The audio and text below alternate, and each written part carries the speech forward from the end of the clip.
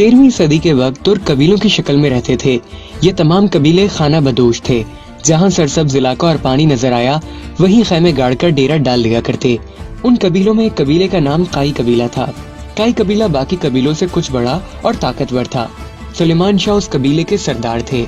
ये निहायत जंगजू कबीला था। सुलेमान शाह और उसके कबीले के मकासद में सबसे बड़ा मकसद इस्लाम की अशाअत थी, क्योंकि ये वो वक्त था कि मुसलमान हर जगह से कमजोरी का शिकार थे। अंगोल अपना सर उठा रहे थे। सल्जूकी सल्तनत अपने जवाल के करीब थी। इन हालात में जरूरी था कि मुसलमानों की तादाद को बढ़ाया जाए, लेकिन इसी दौरान सुलेमान शाह का इंतकाल हो गया। उनके 3 बेटे थे। मंझला बेटा अर्तगल अपने वालिद का जानशीन मुकर्रर हुआ और कबीले का सरदार बन गया। अर्तगल गाजी बहादुर, निडर और जंगजू शख्स था, जो अपने कबीले का दिफा करना खूब जानता था। लेकिन वक्त वो आ गया था कि मंगोल हर तरफ तबाही फैला रहे थे। मुसलमानों का कत्ले आम हो रहा था। चंगेज खान की फौजों ने ख्वारिज़म शाह सल्तनत को तबाह करके रख दिया था। मुसलमान मंगोलों के आगे लगकर भाग रहे थे। इस सूरत हाल में अर्तगल मंगोलों का मुकाबला नहीं कर सकता था, इसलिए वो अपने कबीले को लेकर सल्जूकी सल्तनत की तरफ रवाना हो गया। उसके साथ तकरीबन 400 के लगभग खानदान थे। रास्ते में उसने देखा कि 2 फौजें आपस में लड़ रही हैं।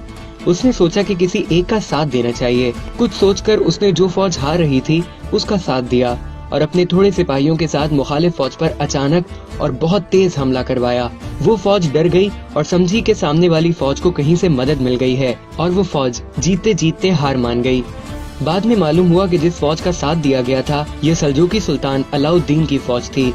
मुखालिफ फौज के बारे में इख्तिलाफ पाया जाता है। बहरहाल सुल्तान उनकी बहादुरी से बहुत खुश हुआ और अर्तगल के कबीले को अपनी सल्तनत में अनाजुल के करीब सकारिया के इलाके में एक जागीर अता की और ये कबीला वहीं आबाद हो गया। सुल्तान ने उनको इजाजत दी कि सरहद के साथ साथ इलाकों को फतह करें और उनको सल्तनत में शामिल करें।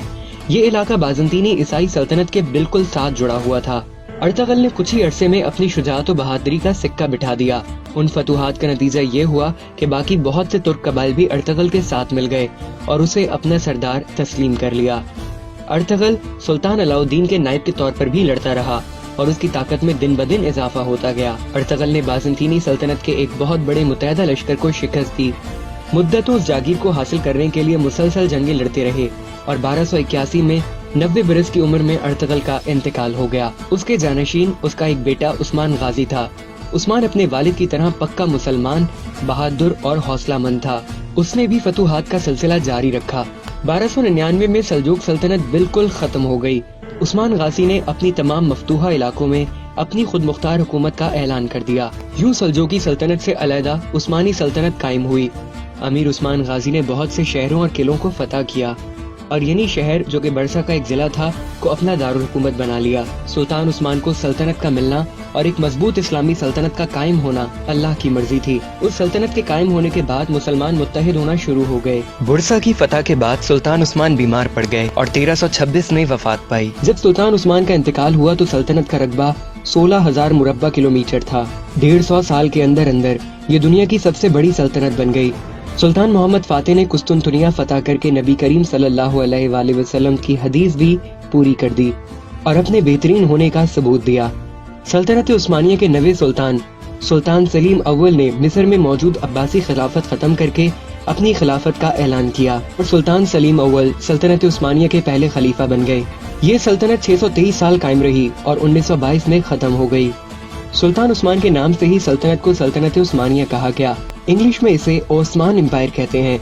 कुछ इलाकों के लोग इसे अपनी जुबान की वजह से ऑथमान एम्पायर कहते थे। आहिस्ता आहिस्ता ऑथमान से ऑटोमन एम्पायर कहा जाने लगा, फिर इसका नाम यही पड़ गया।